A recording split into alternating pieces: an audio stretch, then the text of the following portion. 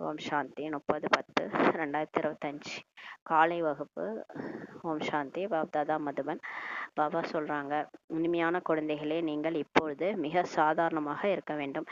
நவ நாகரிக உடைகளை உடுத்துவதால் தேக அபிமானம் வந்து விடுகிறது. பாபா சொல்றாரு, சாதாரணமா இருக்கணும்.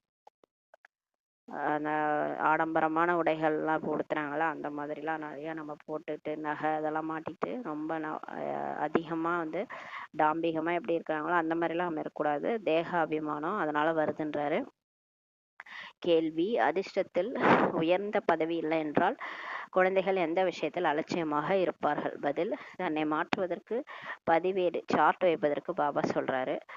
நினைவிற்கான சார்ட் வைப்பதனால் மிகுந்த லாபம் இருக்குது. டெய்லியுமே நம்ம எவ்வளோ நேரம் பாபா நினைச்சோன்ற சார்ட் வைக்கணும். அது வந்து உயர்ந்த பதவி அடையிறவங்க தான் அதை செய்வாங்க. அதை நம்ம அதை செய்யலைன்னா நம்ம அலட்சியமாக இருக்கணும்னு அர்த்தம்ன்றாரு. நோட்டு புத்தகம் சதா தன்னுடன் வைத்து கொள்ளவும்ன்றாரு. எவ்வளவு நேரம் பாபாவை நினைவு செய்தேன் என்று நோட் செய்யவும்ன்றாரு பாபா. இன்னைக்கு வந்து டிராஃபிக் கண்ட்ரோல் பண்ணனா, ஒரு நிமிஷம் நினைச்சேன்னா, அமிர்த வேலை இன்னைக்கு எவ்வளோ நேரம் பண்ணேன், அப்படியே எல்லாத்தையும் நோட் பண்ணி வைக்கிறவங்க தான் மாறுவாங்கன்றாரு. என்னுடைய பதிவேடு எவ்வாறு உள்ளது, தெய்வீக நடத்தை உள்ளதா, அதையும் செக் பண்ணுங்கன்றாரு. கர்மங்களை செய்தாலும் பாபா நினைவு இருக்குதா, அதாவது நம்ம வேலை செஞ்சுட்டு இருக்கும் போதே பாபா நினைவு வருதா இல்லையா, அதை செக் பண்ணுங்கன்றாரு. நினைவு மூலமாகத்தான் துரு விலகும். ஏன்னா பாபா நினைக்க தான் நம்ம பாவம் அழியும். அதனால பாபா வந்து இதை செக் பண்ண சொல்றாரு. அப்புறம் தான் உங்களுக்கு உயர்ந்த அதிர்ஷ்டமே உருவாகும்ட்டு பாபா சொல்றாரு. பாட்டு: கள்ளம் கபடமற்ற தந்தை தனிப்பட்டவர். ஓம் சாந்தி. நமக்கு கிடைச்சவர் கடவுள். அவர் கள்ளங்கபடமற்ற போலோநாத் சிவன். அவர் எல்லாரை விட தனிப்பட்டவர். ஓம் சாந்தி. இனிமேல இனிமையான குழந்தைகளிடம் இந்த லட்சுமி நாராயணுடைய சித்திரம் வீட்டில் அவசியம் இருக்கணும். இப்போ நம்ம பிக் ஆயிட்டோம்னா நம்ம வீட்டில் லட்சுமி நாராயணுடைய சித்திரம் அவசியம் இருக்கணுன்றாரு. இதனை பார்த்து நீங்கள் மிகுந்த சந்தோஷம் அடைய வேண்டும். ஏனென்றால் அதுதான் உங்களுடைய படிப்பின் லட்சியமாகும்ட்டு பாபா சொல்றாரு. நாம் மாணவர்கள். ஈஸ்வரன் நமக்கு கல்வியை கற்றுத்தருகின்றார் என்பது நமக்கு தெரியும். நம்மளாம் ஸ்டூடெண்ட்ஸ், நமக்கு கடவுளே வந்து பாடம் எடுக்கிறாருன்ட்டு நமக்கு தெரியும். ஈஸ்வரிய மாணவர்களில் நாம் இதனை படிக்கின்றோம். அனைவருடைய லட்சியம் ஒன்றுதான். நம்ம எல்லாருமே ஈஸ்வரனுடைய ஸ்டூடெண்ட்ஸ். எல்லாருடைய லட்சியம் ஒன்றுதான். இதனை பார்த்ததுமே மகிழ்ச்சி ஏற்பட வேண்டும். இந்த மாதிரி தேவதையா ஆகணும், அதுதான் நம்மளுடைய லட்சியம். அதை பார்த்தோன்னே மகிழ்ச்சி ஏற்படணுன்றாரு. பாட்டை கூட குழந்தைகள் கேட்டீர்கள். மிகவும் கள்ளங்கபடமற்றவர் இருக்கின்றார். ஒரு சிலர் சங்கரரை போலநாத்ன்னு சொல்றாங்க. சிவனையும் சங்கரனையும் ஒன்றாக்கி விடுகிறாங்க. சிவன் உயர்ந்ததிலும் உயர்ந்த பகவான் ஆவார். சங்கரர் தேவதை. பிறகு இருவரும் எப்படி ஒன்றாக முடியும் என்பதை இப்போது நீங்க தெரிஞ்சிட்டீங்க. அது பக்தியில சொல்லுவாங்க, சிவனும் சங்கரரும் ஒண்ணுன்ட்டு. அதனால சிவன்றது அந்த மூலவரா இருப்பாரு, சங்கரன்றது வெளியில இருப்பாரு. அவர் தான் இவர் நினச்சிக்குவாங்க. ஆனால் ஆக்சுவலாக பக்தியில் அந்த மாதிரி இருக்கும். ஆனால் இப்போ நம்ம புரிஞ்சுக்கிட்டோம், அவர் தேவதை, இவர் தான் நிராகார் பரம்பிதா பரமாத்மா. வந்து அவர் தான் ஒரே கடவுள் சிவன். அவர் புள்ளியாக இருக்கிறாரு. அவருக்கு அந்த மாதிரி நம்ம உருவம் இல்லாதனால லிங்க வடிவத்தில் நம்ம வழிபடுறோம். மற்றபடி இந்த உடலோட இருக்கிறவர் சங்கரர். அவர் ஒரு தேவதை அப்படின்றது நம்ம புரிஞ்சுக்கிட்டோன்றார். பக்தர்களை பாதுகாக்கக்கூடியவர் என்று பாடலை கூட கேட்டிருக்கிறீங்க. அப்படி என்றால் பக்தர்களுக்கு ஏதோ ஆபத்து உள்ளது என்று தானே அர்த்தம் அப்படின்ட்டு பாபா கேட்குறாரு. கடவுள் வந்து எதுக்கு பாதுகாக்கணும்? அப்ப ஏதோ நம்ம ஆபத்துல இருக்கோம்னு அர்த்தம் இல்லையா? அதாவது சொல்றாரு, 5 விகாரங்களின் ஆபத்து அனைவரின் மீதும் இப்ப இருக்குது. இப்ப வந்து பிரச்சனையே அந்த 5 விகாரம் தான். அது நமக்குள்ளார இருக்கிற வரைக்கும் நம்மளை சுத்தி பிரச்சனைகள் இருக்கும். நம்மளை விட்டு அது போயிடுச்சுன்னா நம்ம பிரச்சனையே போயிடும். அனைவருமே பக்தர்கள் தான் இங்கன்றாரு. ஞானிகள் என்று யாரையுமே சொல்ல முடியாது. ஞானம் பக்தி ரெண்டுமே வெவ்வேறு ஆகும்ட்டு பாபா சொல்றாரு. எப்படி சிவனும் சங்கரரும் வெவ்வேறானவர்கள், அது போலதான் எப்போது ஞானம் கிடைக்கிறதோ அப்போது பக்தியே இருப்பதில்லைன்ட்டு பாபா சொல்றாரு. ஞானம் வந்தவொடனே பக்தி போயிடும். பக்தி இருந்தா ஞானம் இருக்காது. அதனால சிவன் வேறு சங்கரன் வேறு. அப்படி அவங்க 2 பேரும் வேற, அது மாதிரி ஞானம் வேற பக்தி வேறன்னு சொல்றாரு. நீங்கள் சுகதாமத்துக்கு எஜமானர் ஆகிடுறீங்க. அரை கல்பத்திற்கு சத்கதி கிடைச்சிருது. ஒரே ஒரு தூண்டுதலின் மூலம் நீங்க அரை கல்பத்திற்கு ஆஸ்தி அடைறீங்கன்ட்டு பாபா சொல்றாரு. பக்தர்களுக்கு எவ்வளவு கஷ்டங்கள் என்பதை நீங்க பாக்குறீங்க. ஞானத்தின் மூலம் நீங்கள் தேவதை ஆகுறீங்க. பிறகு பக்தர்களுக்கு எப்போது துக்கம் ஆரம்பமாகுதோ அப்போது பாபா வர்றாரு. இப்ப பாபா ஞானத்தை கொடுத்து நம்மளை தேவதை ஆக்குறாரு ஒரு பிறவில. பிறகு பக்தர்களுக்கு எப்பெல்லாம் துக்கம் வருதோ அப்பதான் கடவுளை நினைக்கிறாங்க, அப்பதான் கடவுள் வராரு. நாடகத்தின்படி எது நடந்து முடிந்ததோ அது மீண்டும் நடைபெறும். மீண்டும் பக்தி ஆரம்பமாகிறது. அதாவது விகார மார்க்கம் ஆரம்பமாகிறது. அது 2500 வருஷம் சொர்க்கமா இருக்கு உலகம். அதுக்கப்புறம் திரும்ப நம்ம இறங்கும் மார்க்கத்துல வரும்போது திரும்ப வந்து நம்ம மனுஷங்களாயிரும். தேவதையிலேருந்து மனுஷங்களாகும் போது பக்தி செய்ய ஆரம்பிக்கிறோம். அப்போ கடவுளை தேட ஆரம்பிக்கிறோம். அப்புறம் விகாரம் ஆரம்பிச்சிருதுன்றாரு. பதீதமாகும் வழி ஆரம்பமாகிறது. எப்போ ஆத்மாவுக்கு சக்தி குறையுதோ அப்போ தூய்மையற்ற வழியில நம்ம போயிடுறோம். இதில் முதல் நம்பர் விகாரமே காமம்தான். இதற்கு தான் காம விகாரத்தை வென்றால் உலகையே வெல்லலாம் என்று சொல்லப்பட்டிருக்கிறதுன்னு சொல்றாரு. அவர்கள் வெற்றி அடைகின்றார்களா என்ன? ராவண ராஜ்யத்தில் விகாரம் இல்லாமல் சரீரமே கிடைப்பதில்லைன்ட்டு பாபா சொல்றாரு. இங்க இருக்கிறவங்களாம் யாரும் காமத்தை வெற்றி அடைய முடியாது. இங்க பிறக்கிறதே சரீரமே நமக்கு விகாரத்தின் மூலமா தான் கிடைக்குதுன்னு பாபா சொல்றாரு. சத்தியுகத்தில் ராவணன் இருப்பதே இல்லை. சொர்க்கத்துல அப்படி கிடையாது. அங்க வந்து யோக பலத்தின் மூலமா தான் அங்க எல்லாரும் பிறப்பாங்க. அங்கேயும் ஒருவேளை ராவணன் இருந்தா பாபா ராமராஜ்யத்தை ஸ்தாபனை செய்து என்ன பலன் சொல்லி சொல்றாரு. இப்ப இங்க இருக்கிறவங்களாம் அங்க வந்துட்டாங்க. அங்கேயும் 5 விகாரம் இருந்துச்சுன்னா அப்ப பாபா வந்து சொர்க்கத்தை படைக்கிறதுக்கான பலனே இல்லாம போயிடும் இல்லையா? பாபாவிற்கு எவ்வளவு அக்கறை இருக்கின்றது. என்னுடைய குழந்தைகள் சுகமாக இருக்க வேண்டும்ட்டு பாபா நினைக்கிறார். சுகமாக இருப்பதற்காக தான் செல்வத்தை சேர்த்து குழந்தைகளுக்கு தருகின்றார். ஆனால் இங்கு அப்படி நடக்க முடியாதுன்ட்டு பாபா சொல்றாரு. இது துக்கமான உலகம் இல்லையா? நீங்கள் அங்கு பல பிறகுகளாக சுகத்தை அனுபவிச்சு வந்தீங்க. எல்லையற்ற செல்வம் கிடைத்து விடுகின்றது. 21 ஜென்மத்திற்கு எந்த விதமான துக்கமும் அங்க இருக்காது. சொர்க்கத்துல நஷ்டமே ஏற்படாது. இந்த விஷயங்களை புத்தியில் வைத்து உள்ளார்ந்த மகிழ்ச்சியில் இருக்கணும். இப்ப நம்ம இந்த ஒரு பிறவிதான் இங்க வாழ போறோம்.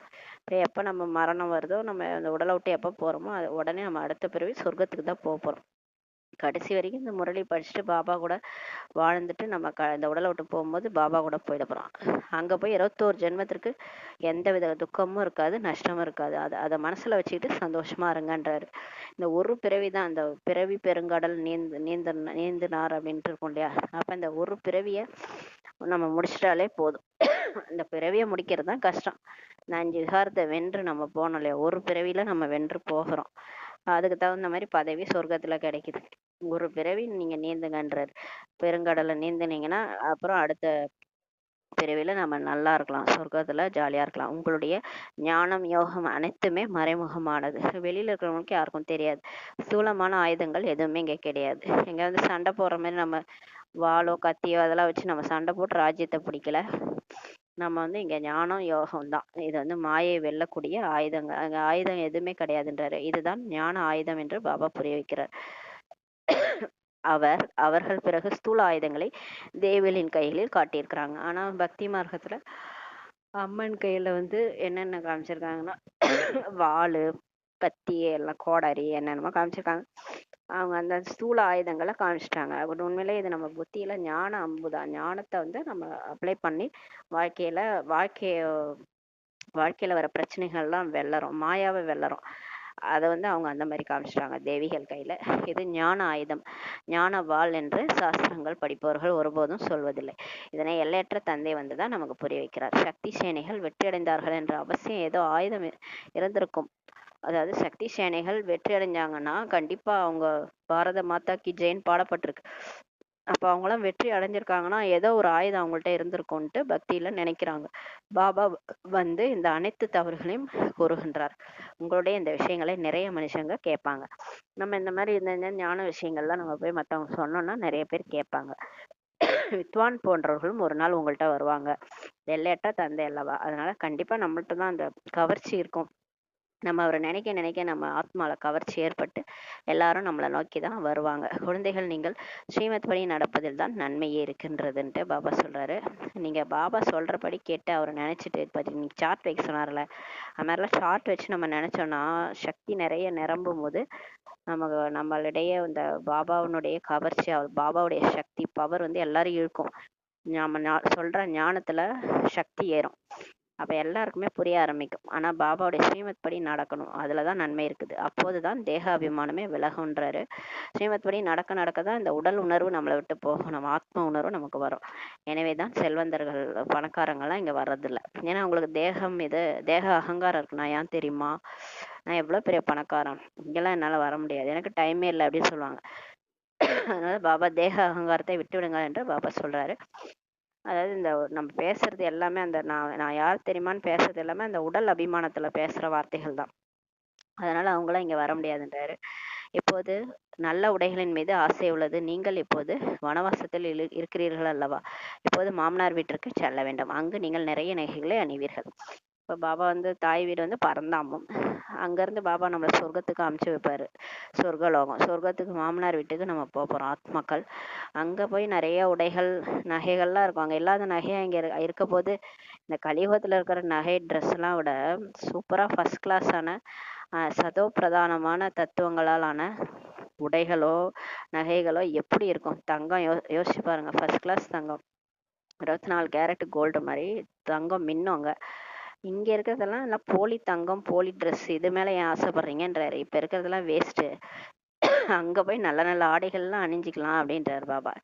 இங்கு உயர்ந்த ஆடையை அணிய வேண்டாம், மிகவும் சாதாரணமாக இருங்கன்றாரு என்று பாபா சொல்றாரு. இல்லை என்றால் தேகாபிமானம் வந்துடும். ஏன் சொல்றாருன்னா, இந்த உடல் உணர்வு போகாது நமக்கு. அப்படியே அந்த பாம்பை பார்க்குறீங்க, மாணிக்கத்தை பார்க்க மாட்டீங்கன்றாங்களா. பாம்பு மேலே இருக்கிற அந்த தலையில இருக்கிற மாணிக்கத்தை பார்க்காம பாம்பை பார்க்குறோம். இந்த தேக உணர்வே வரும், ஆத்ம உணர்வு வராது நமக்கு.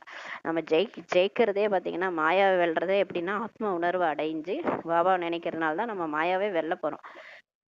அப்போ கடைசி வரைக்கும் தேகாபிமானத்துல இருந்தா எப்படி நம்ம மாயை வென்று உலகை வென்று காமத்தை வென்று ஆத்மாவா மாறுறது, எப்படி போகிறது, சொர்க்கத்துல போய் நல்ல பதவி எப்படி அடையிறது. நல்ல பதவி அடையிறோமோ, ஏதோ ஒரு பதவி அடையணும்னா கூட உடல் உணர்வு விட்டாதானே அடைய முடியும். அதனாலதான் சொல்றாரு, இங்க இந்த ஆடைகள்லாம் அணிஞ்சோன்னா அந்த உடல் உணர்வு இருந்துகிட்டே இருக்கும்ன்றாரு. அதனால சாதாரணமா இருங்க. அது மிகவும் நஷ்டத்தை ஏற்படுத்திடும். கடைசி நேரத்துல அந்த ட்ரெஸ் தான் ஞாபகம் வரும். அந்த துணிமணிகள் அப்புறம் அந்த நகைகள் இது மேலேயே புத்தி போச்சுன்னா கடைசி சாகும்போது கூட அதே நினைப்புல செத்துட்டோம்னா என்ன ஆகும். சொர்க்கத்துல நல்ல பதவி கிடைக்காது. அது மிகவும் நஷ்டத்தை ஏற்படுத்திவிடும். நாம் மாமனார் வீட்டுக்கு செல்கின்றோம் என்பது நமக்கு தெரியும். ஆனா நம்ம சொர்க்கத்துக்கு போறோம். அங்க நமக்கு நிறைய நகைகள் கிடைக்கும். இங்கு நீங்கள் எந்த ஆபரணமும் அணிய வேண்டாம்ட்டு பாபா சொல்றாரு. தற்சமயம் திருட்டு எல்லாம் வேற நடக்குது. களவு எவ்வளவு நடக்கிறது. இங்கெல்லாம் எதையா போட்டுட்டு போனா யாராவது விடுவாங்களா? எல்லாத்தையும் பறிச்சுட்டு போயிடுவாங்க. வழியில் திருடர்கள் கொள்ளையடித்து விடுகின்றார்கள். நாளுக்கு நாள் இந்த தொல்லைகள் அதிகமாகி கொண்டேதான் இருக்கும். ஏன்னா இப்ப கலியுகம் தமோ பிரதானமா ஆயிடுச்சு. எதுவுமே நம்ம வாங்கி வச்சுக்கிறது, பணமோ காசோ நகையோ எதுக்குமே கேரண்டி கிடையாது. யாருன்னா எப்போனா திருடிட்டு ஓடிடுவாங்க, இல்லை கவர்மெண்ட்டே எடுத்துக்கும். அதனால எதுலையுமே இன்ட்ரெஸ்ட் வைக்காதீங்கன்றாரு. எனவே பாபா சொல்றாரு, தன்னைத்தான் ஆத்மான்னு மட்டும் புரிஞ்சுட்டு என்னை நினைவு செய்யுங்க போதும். தேகாபிமானத்தில் வருவதனால பாபாவே மறந்துடுறீங்கன்றார். ஏன்னா இந்த தேகத்தையே தான் நம்ம 63 ஜென்மமா தேகம்தான் பார்த்தோம். தேக உறவினர்கள், தேகத்தை அலங்கரிக்கிறது, இப்படியேதான் வாழ்ந்தோம் இல்லையா 63 ஜென்மமா. இந்த கடைசி பிறகுல நம்ம திருந்தி நம்ம பரந்தாம போனோம். அப்பதான் சொர்க்கத்துக்கு போக முடியும். இப்ப போய் இதெல்லாம் நினைச்சிட்டு இருக்காதீங்க, இந்த பாபாவே மறந்துடுறீங்கன்றாரு. இந்த முயற்சி இப்போதுதான் செய்ய முடியும். இப்ப அதுக்கப்புறம் சொர்க்கத்துல போய் நம்ம அமிர்த வேலை ஏந்துக்கிறதோ முரளி படிக்கிறதோ அங்க கிடையாது. அங்க போய் நம்ம எதுவுமே கிடையாது. இங்கதான் நம்ம முயற்சி பண்ணணும், பாபாவை நினைக்கணும். அங்க கூட பாபாவை நினைக்க தேவையில்ல. 5000 வருஷம் நம்ம நினைக்கவே போறதில்ல. அதை கடைசி 100 வருஷம் தான் பாபா நம்ம கூட இருக்கிறாரு. அந்த டைமை விட்டுட்டு அப்புறம் எப்போ போய் பாபாவை நினைக்கிறது. இந்த முயற்சி இப்போதான் செய்ய முடியும். பிறகு பக்தி மார்க்கத்தில் இந்த முயற்சி செய்ய முடியாதுன்றாரு. அப்ப யார் கடவுள்னே தெரியாது. இப்ப கடவுள் யாருன்னு தெரிஞ்சிருச்சு. பக்தியில யார் கடவுள்னே தெரியாது. இது மாதிரிதான் சுத்துவோம், அங்கங்க கோயில் கோயிலா சுத்துவோம். அது திரும்ப நடக்கும். ஆனா இப்ப பாபா கிடைச்சிருக்காரு இல்லையா, இந்த நேரம் போயிடும் இல்லையா நமக்கு, திரும்ப இந்த நேரம் கிடைக்காதுன்றாரு. இப்ப என்ன நினைங்க, நீங்கள் இப்போது சங்கம் யுகத்துல இருக்கிறீங்க. பாபா புருஷோத்தம சங்கம் யுகத்தில் தான் வராரு. யுத்தம் அவசியம் ஏற்படும். அணுகுண்டுகள் கூட நிறைய தயார் செய்யறாங்க. இதனை நிறுத்த எவ்வளவு முயன்றாலும் நிறுத்த முடியவில்லை. நாடகத்தில் அது பதிவாகி இருக்குன்ட்டு பாபா சொல்ற. பாபாவாலே நிறுத்த முடியல. ஏன்னா அந்த மாதிரி டிராமால விநாசம் வந்து பதிவாயிருக்கு. புரிய வச்சாலும் புரிஞ்சுக்க கொள்வதில்லை. மரணம் ஏற்பட்டுத்தான் ஆக வேண்டும் என்றால் எப்படி நிறுத்த முடியும்ட்டு பாபா சொல்றாரு. புரிந்து கொண்டாலும் கூட நிறுத்துவதில்லை. எல்லாருக்கும் தெரியும் இந்த குண்டை போட்டா இத்தனை பேர் செத்துருவாங்கன்ட்டு. தெரிஞ்சேதான் போடுறாங்க இல்லையா. அந்த மாதிரி மாயா கண்ணை மறைக்குது. கோபம் வருதுன்னா அதுல என்ன, கோபத்துல என்ன செய்யறாங்க, கோபக்காரனுக்கு புத்தி மட்டுன்னு சொல்லுவாங்கல்ல, அந்த மாதிரி கோபத்துல என்ன செய்யறாங்கன்னு சில பேருக்கு தெரியாது. ஒண்ணு தற்கொலை பண்ணிக்குவாங்க, இல்ல கொலை பண்ணிடுவாங்க, கோபத்துல அடிச்சு கொன்னுடுவாங்க. இதே மாதிரிதான் உலகம் ஃபுல்லா குண்டை போட்டு கொன்னுடுவாங்க. எதனாலனா கோப விகாரத்தினாலதான். அந்த மாயா தான் இந்த மாதிரி பண்ணுது இல்லையா. அதனால அதெல்லாம் ஒண்ணுமே நிறுத்தவே முடியாதுன்றார் பாபா. இயற்கை சீற்றங்களும் வரும், அந்த போரும் நடக்கும், உலக போரும் நடக்கும். இதை யாராலும் தடுத்து நிறுத்த முடியாது அப்படின்னு சொல்றாரு பாபா. யாதவர்கள் கௌரவர்களின் முடிவு ஏற்பட்டுத்தான் ஆக வேண்டும்ன்றார். அப்ப இந்த உலகம் ஃபுல்லா 5 விகாரம் தலைவிரிச்சு ஆடுதுல, யாரையுமே தடுக்க முடியல. நம்ம ஒரு பக்கம் யோகா பண்ணிட்டு இருக்கிறோம், ஆனா யாரையுமே கண்ட்ரோல் பண்ண முடியல. அந்த மாதிரி இருக்கு இன்னொரு பக்கம் உலகம். கலியுகம் முத்தி போயிருக்கு. சின்ன குழந்தைகள் கூட தவறு செய்யற அளவுக்கு இப்ப வந்துருச்சு. ரொம்ப மோசமா போயிட்டு இருக்குது. அதனால அதோட முடிவு ஏற்பட்டு தான் ஆகும். யாதவர்கள்னா வெளிநாட்டினர், கௌரவர்கள்னா கடவுளை நம்பாதவங்க. அவங்களெல்லாம் என்ன பண்ண முடியும்? நம்மளால திருத்த முடியுமா? கடவுளே நம்பலன்னா நம்ம எப்படி திருத்த முடியுமா? திருத்த முடியாது. கிருஷ்ணரை நம்பினவங்க தான் பாண்டவர்கள், கிருஷ்ணரை நம்பாதவங்க கௌரவர்கள் இல்லையா? அப்ப அவங்களுடைய முடிவு ஏற்பட்டு தான் ஆக வேண்டும்ன்றாரு. யாதவர்கள் என்றால் ஐரோப்பிய வாசிகள், அவர்களுக்கு அறிவியலின் கர்வம் கூட எவ்வளவு இருக்குது, இதனால் விநாசம் ஏற்படுகின்றது. பிறகு அமைதியின் கர்வத்திற்கு தான் வெற்றி கிடைக்கின்றதுன்றார். இப்போ சைலன்ஸ், எந்த அளவுக்கு சைலன்ஸ் நம்ம சக்தியில போறோமோ அதுலதான் வெற்றின்றாரு. நீங்கள் சாந்தியாக இருப்பதற்கு கட்டுத்தரப்படுகின்றது. இப்ப பாபா அமைதியா இருக்கிறது சொல்லி கொடுக்குறாரு. பாபாவை நினைவு செய்வது ஆழமான அமைதி, டீப் சைலன்ஸ்ன்றது, அதாவது இனிமையான அமைதின்றது சாதாரணமான நினைவு. டீப் சைலன்ஸ்ன்றது பாபாவை ஆழமா நம்ம நினைக்கிறோம் இல்லையா? பாபா நினைக்கிறதே ஆழமான அமைதின்னு சொல்றாரு. பரந்தாமத்துல போய் நான் புள்ளியா இருக்கேன், பாபா எனக்கு முன்னாடி புள்ளியா இருக்கிறாரு அப்படின்னு நீங்க அப்படியே பாபாவை அப்படியே நினைக்க நினைக்க உங்களுக்குள்ளார டீப் சைலன்ஸ் உருவாகுன்றாரு. நான் ஆத்மா, சரீரத்துல இருந்து விடுபட்டு இருக்கிறேன். சரீரத்தை விடுவதற்கு நாம் என்ன முயற்சி செய்கின்றோமோ அப்படி யாராவது முயற்சி செய்கின்றார்களா என்ன அப்படின்னு சொல்லி பாபா கேட்கிறாரு. இப்போ பாபா நமக்கு எப்படி வாழணும்னு கத்து கொடுக்குறாரு, எப்படி சாகணுன்றதையும் கத்து கொடுக்குறாரு. ஹவு டு டை அப்படின்னு பாபா சொல்லி கொடுக்குறாரு. இந்த உடலே நான் இல்லை, நான் ஆத்மா, நான் நடிக்க வந்த இந்த உடல்ல கடைசி உடல் இது, இதை விட்டுட்டு நான் போயிடுவேன். Art of living, art of dying ரெண்டுமே பாபா சொல்லி கொடுக்குறாரு. இந்த மாதிரி யாராவது சொல்லி கொடுக்குறாங்களா? வெளியில யாராவது முயற்சி பண்றாங்களா என்னன்னு சொல்லி கேட்கிறாரு. இந்த முழு உலகத்திலும் தேடி பாருங்கள். ஹே ஆத்மா, இப்போது நீ சரீரத்தை விட்டு செல்ல வேண்டும் என்று சொல்பவர்கள் யாராவது இருக்கிறார்களா என்ன அப்படின்னு கேட்கிறாரு பாபா. யாராவது சொல்றாங்களா நீங்க இந்த உடலை விட்டு போகணும், முயற்சி பண்ணுங்க அப்படின்னு? எந்த ஒரு சத்சங்கத்திலயும் சொல்ல மாட்டாங்க. தூய்மையாகவும், இல்லை என்றால் பிறகு தண்டனையடைய நேரிடும்ட்டு பாபா சொல்றாரு. இப்ப தூய்மையாகி தான் நம்ம சரீரத்தை விட்டு போனோம், இல்லைன்னா நமக்கு தண்டனை கிடைக்கும்ன்றார் பாபா. தண்டனை அடைவது யாருன்னா ஆத்மா தான். ஆத்மா தான் எல்லாத்தையும் அனுபவிக்குது, உடல் மூலமா பாவத்தை அனுபவிக்குது. இப்போ உடல் மூலமா நோய் வருது, இதுக்கெல்லாம் காரணம் நம்மளுடைய கர்ம போகம். போன ஜென்மத்துல, அதுக்கு முன்னாடி ஜென்மத்துல நம்ம பண்ண பாவங்களுடைய லிஸ்ட் அங்க இருக்கு இல்லையா, ஆத்மால ஸ்டோர் ஆயிருக்கு இல்லையா, அதனுடைய பாவம் தான் நம்ம உடம்பு மூலமா நோயா அனுபவிக்கிறோம். அதான் சொல்றாரு, தூய்மையாகுங்க இல்லைன்னா இன்னும் அனுபவிப்பீங்கன்றார். இந்தந்த பாவ கர்மங்கள் செய்தா எனவே தண்டனை அடை என்று சாட்சாத்காரம், காட்சி கூட ஏற்படும்ன்றார் பாபா. காட்சி இல்லாம தண்டனையே இல்லை. குழந்தையே வயிற்றுல இருக்கும்போது, அம்மா வயிற்றுல இருக்கும்போது காட்சி காட்டி காட்டி தான் தண்டனை கொடுப்பாராம். என்னன்னா நீ இங்கதான் போய் பிறக்க போற, நீ இந்த இடத்துல இப்படிலாம் தப்பு பண்ணிட்டு வந்த இல்லையா, அதே வீட்டுல போய் இப்படிலாம் நீ கஷ்டப்படுவ, நீ இதை பண்ணல உனக்கு இது நடக்கும்ட்டு காட்சி கிடைக்குமா. அதனாலதான் அந்த குழந்தை அழுவுமா.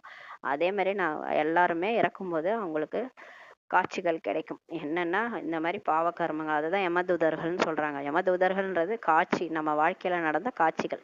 நம்ம பண்ண பாவங்கள் நம்ம கண் முன்னாடி வந்துட்டு போகும், வாழ்க்கையில நம்ம செஞ்சது நம்ம கண்ணு முன்னாடி வந்துட்டு போகும். நிறைய பேர் காசிக்கு போயிடுவாங்களாம், கடைசி நேரத்துல சாகும்போது காசியில போய் ரூம் எடுத்து தங்குவாங்களாம். அந்த ரூம் எடுத்து தங்கும்போது அவங்களுக்கு அந்த என்ன மாதிரி காட்சிகள், எண்ணங்கள் வரும்னா, அவங்க வாழ்க்கையில என்னென்ன பாவம் பண்ணாங்களோ அது எல்லாமே அவங்களுக்கு காட்சிகளா வருமா. ஐயோ நான் இது தப்பு பண்ணிட்டேன், இவங்கள்ட்ட நான் போய் மன்னிப்பு கேட்கணும். அவங்கவுங்கள கூப்பிடுவாங்களாம், கூப்பிட்டு அவங்கள்ட்ட மன்னிப்பு கேட்பாங்களாம். ஏன்னா அவங்களுக்கு அந்த எண்ணங்கள் கடைசியில வந்துகிட்டே இருக்குமா. சாகும் நேரத்துல சங்கரா சங்கரான்ற மாதிரி கடைசி நேரத்துல அவங்களுடைய அந்த பாவ கர்மங்கள் தான் அவங்க கண்ணு முன்னாடி காட்சியா வந்துட்டே இருக்குமா. அவங்க பண்ணது எல்லாமே கடைசியில எண்ணங்களா வந்துகிட்டே இருக்கும். அதுதான் கண்ணு முன்னாடி காட்சியா ஓடிட்டு இருக்கும். அதுதான் தண்டனை. பாபா அந்த மாதிரி தான் எல்லாருக்கும் தண்டனை கொடுப்பாரு. அந்த நேரம் உணர்வு கூட அவங்களுக்கு ஏற்படும். எப்படி ஜென்ம ஜென்ம தண்டனை கிடைக்கின்றது, அவ்வளவு துக்கத்தை அடைவாங்கன்னு சொல்றாரு பாபா. சொல்றாரு எந்த மாதிரி ஒரு உணர்வு வரும்னா, கடைசி நேரத்துல நம்ம பண்ண பாவம்லாம் நம்ம கண்ணு முன்னாடி நான் ஜென்ம ஜென்மமா பண்ண பாவம்லாம் எனக்கு இப்ப கிடைக்குது அப்படின்ற மாதிரி அனுபவம் ஆகும். அவ்வளவு துக்கம் அடைவாங்களாம். எல்லாமே மனசுலதான் அந்த துக்கம் வரும், மற்றபடி சுகத்தின் கணக்கு என்ன இருக்கும்னு சொல்லி பாபா சொல்றாரு. எனவே இப்போது எந்த பாவக்காரமும் செய்யாதீங்கன்ட்டு பாபா நமக்கு சொல்றாரு. அது பிகேஸ் பாருங்க, 100 மடங்கு தண்டனை. பிகே ஆயிட்டு நம்ம தப்பு பண்ணோம்னா எப்படி தண்டனை கிடைக்கும். அதனாலதான் சொல்றாரு, இங்கேயே நம்ம நிறைய அனுபவிக்கிறோம், இன்னும் இறந்துட்டு அங்க போய் சூட்சும உடல்ல அவர்கிட்ட கணக்கு வழக்கு சப்மிட் பண்ணணும். அங்க போய் நம்ம அந்த சூட்சும உடல்ல தண்டனை கிடைக்குமா. அதனால நம்ம இங்கே எல்லாத்தையும் முடிச்சுட்டு போயிடணும். பாபா அதனால சொல்றாரு, இப்போது பாவகர்மம் எதுவும் செய்யாதீங்கன்னு நமக்கு சொல்றாரு. தன்னுடைய பதிவேட்டனை இப்ப வைக்கும். இப்ப ரெஜிஸ்டர் வைங்க. இன்னைக்கு முழு நாள் செக் பண்ணுங்க. நான் எவ்வளவு நேரம் பாபா நினைச்சேன், யாருக்காவது துக்கம் கொடுத்தனா, யார் கூடயாவது ஏதாவது கதையை கேட்டு நான் ஆமா ஆமான்னு சொல்லி பேசின்னு இருந்தேனா, யாரை பத்தியாவது. எல்லாத்துக்குமே தண்டனை உண்டு. அதனால யோசிச்சுதான் எல்லா கர்மமும் நம்ம செய்யணும். எண்ணம் சொல் செயல்ல கூட துக்கம் கொடுக்க கூடாது யாருக்கும். யாராவது யாரை பத்தியா பேசினா கூட போய் ஆமான் சாமி கூட போடக்கூடாது. அதுவே பெரிய தப்பு. அதனால ரொம்ப ஜாக்கிரதையா உங்க கர்மத்துல இருங்கன்றார் பாபா. அதுவும் பிகே ஆயிட்டுனா ரொம்ப ஜாக்கிரதையா நம்ம இருக்கணும். ஒவ்வொரு பள்ளியிலும் நடத்தைக்கான பதிவேடு உள்ளது அல்லவா. இப்ப ஸ்கூல்ல எல்லாம் ரெஜிஸ்டர் வைப்பாங்க. இவங்க கான்டாக்ட் எப்படி இருக்குது, ஒரு ஸ்டூடெண்ட்னா அவங்க எப்படி இருக்கிறாங்க, அதை பார்த்துக்கிட்டே வருவாங்க. பாரதத்தின் நடத்தை சரியில்லை என்று கல்வி அமைச்சர் கூட கூறுவார். இப்போ கல்வி அமைச்சர் சொல்லுவார் இல்லையா, அந்த நடத்தை சரியில்லைன்னு. நாங்கள் இவர்களைப் போல லட்சுமி நாராயணனை நடத்தையை போல உருவாக்குகின்றோம் என்று நீங்க சொல்லுங்க. அப்ப நம்ம என்ன சொல்லணும்னா, எங்கள்கிட்ட வரவங்களெல்லாம் நாங்க மாத்துறோம், நல்ல ஒரு விர்ச்சுவஸ்லாம் நல்ல குணங்களை எல்லாம் நாங்க கற்றுக் கொடுத்து தேவதைகள் மாதிரி உருவாக்கணும்ன்ட்டு நீங்க சொல்லுங்க. இந்த லட்சுமி நாராயணுடைய சித்திரம் எப்போதும் தன்னுடைய வைத்துக் கொள்ளுங்கள்ட்டு பாபா சொல்றாரு. இதுதான் உங்களுடைய நோக்கம், லட்சிய நோக்கம் நமக்கு அதான். நாங்கள் இப்படி ஆகின்றோம். இந்த ஆதிசநாதன தேவி தேவதா தர்மத்தை ஸ்ரீமத் படி ஸ்தாபனை செய்து கொண்டிருக்கிறோம்ட்டு சொல்லுங்க. இங்கு நடத்தை மாற்றி அமைக்கப்படுகின்றதுன்றதை சொல்லுங்க. இங்கு உங்களுக்குள் கருத்து பரிமாற்றம் கூட நடைபெறுகின்றது. அனைத்து சென்றிலும் குழந்தைகள் கருத்து பரிமாற்றம் செய்ய வேண்டும். சார்ட் எழுதுவது மிகவும் நல்லதுன்ட்டு பாபா சொல்றார். இப்போ பிகேஸ் நமக்குள்ளார ஒத்துமையா இருந்து பாயிண்ட்ஸ் எல்லாம் அந்த கருத்துக்கள் எல்லாம் பரிமாற்றம் பண்ணிக்கணும். நம்ம எல்லாரும் சார்ட் எழுதுறது ரொம்ப நல்லதுன்றார் பாபா. நாம் 84 பிறவிகளின் சக்கரத்தை தெரிந்து கொள்வதால் சக்கரவர்த்தி ராஜா ஆகின்றோம் என்பதை நாம் தெரிந்திருக்கிறோம்.